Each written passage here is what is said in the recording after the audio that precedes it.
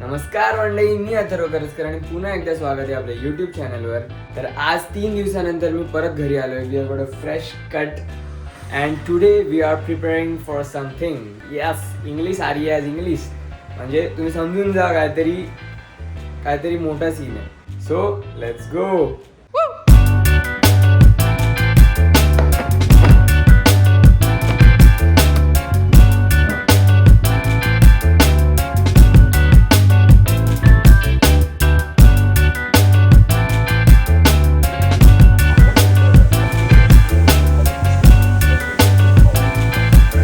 तर उद्याचा दिवस खूप मोठा आहे आपल्यासाठी आणि थँक्यू सो मच तुम्हा सगळ्यांना. तुमच्यामुळे हा दिवस आला आहे माझ्यासाठी. सो विद्यालंकार कॉलेज जर तुम्हाला माहिती असेल, वडाळ्याला आपल्या अँटोफिलला आहे, VSIT असं पण बोलतात. तर तिकडे मला इन्व्हाइट केलं आहे ॲज अ गेस्ट.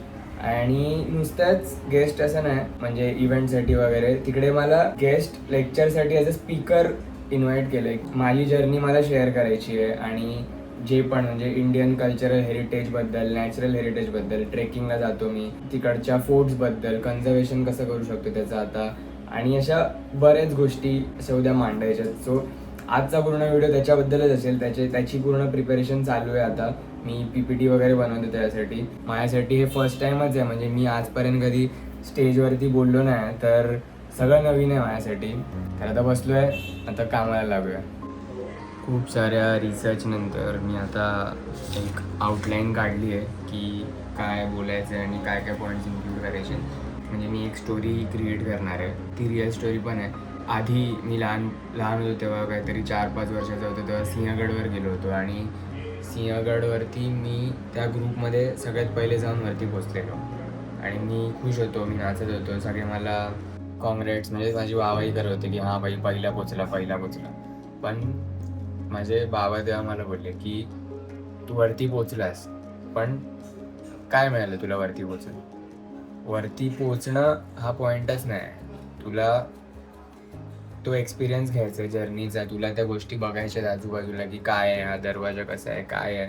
त्याच्यानंतर माझं पूर्ण परसेप्शन चेंज झालं. फोर्ट्सला बघायचं किंवा नेचरला, ट्रेकला बघायचं.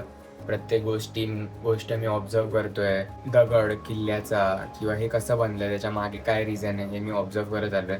तर पूर्ण PPTमध्ये मला हेच दाखवायचं आहे. स्टार्ट मी असं करतोय की ही स्टोरी की मी गेलो होतो आणि तेव्हापासून माझं परसेप्शन चेंज झालं. तर त्याच्यामध्ये आता पुढे एक जेव्हा ट्रेक्सला जायला लागलो, एक किल्ल्यांवरती जायला लागलो, तेव्हा एक गोष्टी मला दिसायला लागल्या. मी ते सगळं काढलंय सगळं त्याचं, आणि आपण ह्या सगळं प्रिझर्व कसं करू शकतो हे मी पॉईंट्स काढले. आता मी PPT बनवायला घेतोय. तर PPT बनवायचा एक बेस्ट हॅक आहे मी जो नेहमी वापरतो, तो म्हणजे ChatGPTला पूर्ण तुमची आउटलाईन सांगायची की काय आहे, तुम्हाला काय बनवायचं आहे, काय.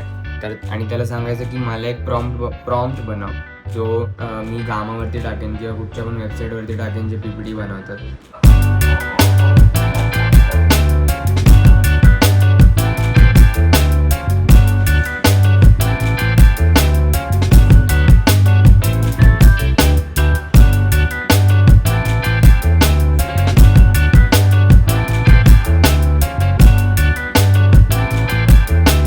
तो प्रॉम्प्ट घ्यायचा, त्या वेबसाईटवरती टाकायचं आणि ती वेबसाईट तुम्हाला डायरेक्ट PPT बनवून देते.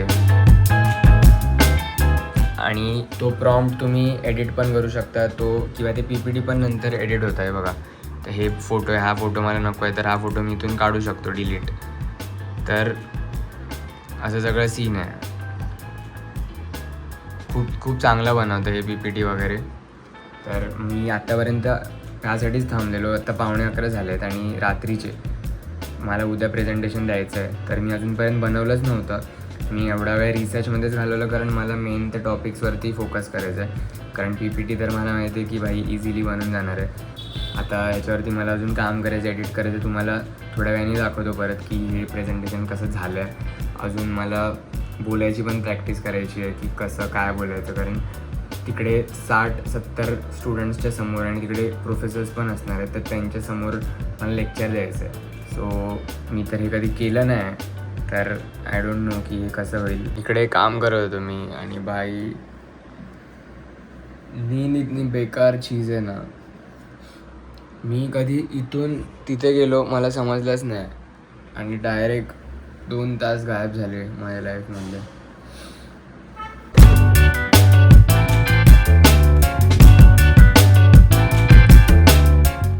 रात्रीचा 1 वाजला आणि मी अजूनपर्यंत PPT बनवतो आहे. म्हणजे जी त्यांनी मला बनवून दिलेली PPT ती मला पाहिजे तशी नव्हती. ॲज ऑलवेज परफेक्शन व्हिडिओमध्ये नाही दाखवत आहे, बट ॲटलिस्ट PPTमध्ये दाखवायला लागेल. मला मी जे ट्रेकला गेलो होतो ते मी फोटोज काढले होते, तर ते मी फोटोज टाकतो आहे थोडी ऑथेंटिसिटी वाढायला, की भाई मी पण गेलो होतो आणि मी ते स्वतःहून बघितलं आहे आणि माझ्याकडे आहेत, तर मी कशाला दुसऱ्यांचे फोटोज वापरू. तर तेच आहे. आत्तापर्यंत मी 5व्या स्लाईडवर पोचलो आहे. अजून 5 स्लाईड आहेत. Let's see. अजूनपर्यंत मी प्रेझेंटेशन प्रॅक्टिस नाही केलं आहे. म्हणजे आता ते ह्याच्यावरच हे करता करता माझ्या डोक्यामध्ये ते 4-5 वेळा तो फ्लो घुसला आहे की कशानंतर काय बोलायचं आहे, कशावरून कुठे यायचं आहे, कसं आणायचं आहे.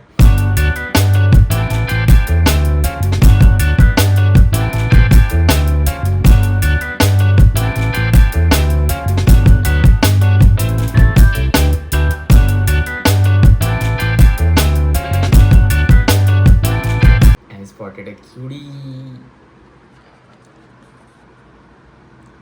कौन है भाई, कौन है पहचान कौन. This was my first trek. Sinhagad fort आणि हेच मी मगाशी सांगत होतो की मी सगळ्यात पहिले येऊन पोचलो होतो इकडे आणि हे माझे गँग मेंबर्स होते. तेव्हा आम्ही तिघं सगळ्यात पहिले येऊन पोचलेलो. हा तो मुख्य दरवाजा आहे आणि हे माहीत नाही रात्री उठचं तरी आहे. टायटल आहे मग महाराज, आपले आराध्य दैवत, कारण त्यांच्याच बेसिसवरती पूर्ण हिस्ट्री आहे ती आपली. आणि मग हा ट्रेक ज्याने माझं पर्स्पेक्टिव्ह चेंज केला. आणि मग मी एक सांगणार आहे की वॉटर टँक्स आहेत, चोर दरवाजा आहे इकडे, आणि हे बुरुज आहे हा, की इकडनं कोणी बघितलं तर कोणाला समजणारच नाही की इथे गेट आहे. सगळ्यांना वाटेल की हा फक्त बुरुज आहे, पण इकडनं असं एंट्री आहे. परत हे देवाचे टॉयलेट्स आहेत जे अजून पण रायगडावरती आहेत. हा सिंधुदुर्ग किल्ला आहे पूर्ण अरेबियन सीच्या मध्ये आणि ह्याच्यामध्ये गोड पाण्याची विहीर आहे. हे हरिश्चंद्रेश्वर मंदिर जे म्हणजे हा पूर्ण दगड होता असा आणि त्याला तोडून हे सगळं बनवलं आहे पूर्ण.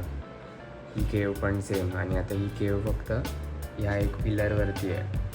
तर तिकडचे लोकल्स आहेत ते फूड वगैरे बनवतात, तिथे स्टे वगैरे करायला येतात. ट्रेक गाईड्स आहेत, ट्रॅव्हल कंपनीजवाले, ॲडव्हेंचर प्रोफेशनल्स आहेत तिकडे. स्टे, ट्रान्सपोर्ट, स्मॉल बिझनेसेस जे आपल्याला लिंबू पाणी वगैरे तिथे देतात वरती फोर्टवरती. म्हणून मी कधी पण गेलो की घेतो होते, किती पण महाग असू दे. आणि त्यानंतर काय काय इश्यूज येतात आणि आपण त्याच्यावरती कसं इम्पॅक्ट आणू शकतो.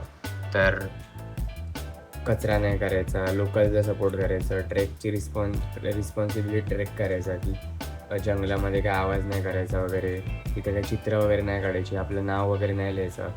आणि आपण हे सगळे जे करतो आहे, ॲक्शन्स घेतो आहे ते शेअर करा अजून लोकांपर्यंत. स्वच्छ कसे ठेवायचे ते शेअर करा, डॉक्युमेंट करा तुमची जर्नी. आणि अजून असे ग्रुप्स आहेत, कम्युनिटीज आहेत जे लोक प्रिझर्व करत आहेत, जे लोक कन्झर्वेशनसाठी एक पुढचं पाऊल घेतलं आहे त्यांनी. ते ॲक्टिव्हिटीज करतात, ट्री प्लांटेशन करतात, गड किल्ले संवर्धन करतात. तर त्यांना आपण जॉईन करू शकतो त्या कम्युनिटीजना. 2:30 वाजले, आता बस झाले यार. मी एकच गोष्ट खूप वेळेसाठी नाही करू शकत. आता तर 2 फोटोज लावायचे बाकी आहेत, पण ते शोधून मला कंटाळा आला आहे. तर आता जे काय होईल ते उद्या सकाळी होईल, कारण झोप पण इम्पॉर्टंट आहे. जर झोपलो नाही तर मग काहीच करायचं वाटणार नाही उद्या. मला अजून प्रेप पण करायचं आहे की बोलायचं कसं आहे, काय माझ्या लक्षात पण राहिलं पाहिजे सगळं. Let's see how it goes. आणि हे सगळं बनवता मी मध्ये शूट पण करतो आहे, तर त्यासाठी थोडा विचार पण करतो आहे. कॅमेरा अँगल लावतो, इकडे तिकडे सेट करतो आहे. तर एका वेळी 2 गोष्टी डोक्यामध्ये चालू आहेत. काल पण आणि सकाळी पण मी जो आधीचा व्लॉग आहे तो एडिट करत होतो, त्याच्यामुळे पण हे करायला टाईम नाही मिळाला. म्हणून हे सगळं आत्ता संध्याकाळी घेऊन बसलो आहे मी. आता डायरेक्ट उद्या भेटू. अजून कपडे वगैरे पण बघायचे की काय घालायचं काय नाही. आता मी झोपलो होतो पण मला झोपच नाही लागत आहे. झोप आली आहे पण जोपर्यंत डोक्यामध्ये सगळं चालू आहे की हे करायचं आहे तर आता झोप नाही लागत आहे. तर आता मी प्रॅक्टिस करूनच झोपणार. So let's go. मेन म्हणजे प्रॉब्लेम असा आहे की मला मराठीमध्ये बोलायची खूप सवय आहे. मी सगळ्यांशी मराठीतच बोलतो आता, म्हणजे घरी माझ्या मित्रांशी वगैरे. हिंदीमध्ये जास्त बोलत नाही. आणि इंग्लिश तर भाई जाऊ दे, इंग्लिश बोलता येतं पण सवय नाही. Like I can talk English but I don't have the habit to talk in English. आणि स्टेजवर गेल्यावरती तर जर काय झालं तर मग कॉन्फिडन्स डायरेक्ट इथून इकडे. सो आय विल ट्राय की म्हणजे त्यांना तिन्ही लँग्वेज मिक्स अलाउड आहे. पण हिंदी माझी थोडी खराब आहे, जरा जास्तच खराब आहे हिंदी. मी एक वेळ इंग्लिशमध्ये बोलू शकतो पण हिंदीमध्ये नाही बोलू शकत. सो असं मी इमॅजिन करतो आहे की I walk in to the room आणि मेन आपलं आहेच. नमस्कार मंडळी, नमस्कार मंडळी.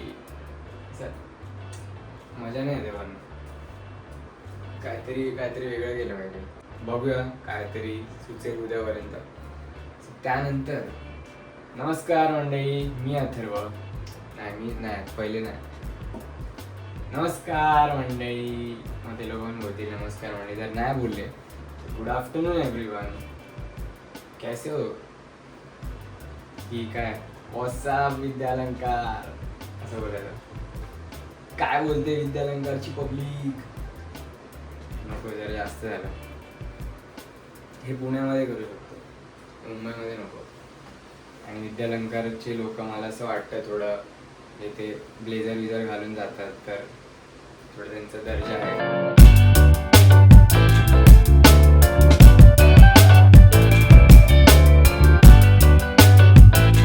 अभी मैंने पूरा रिहर्स करा.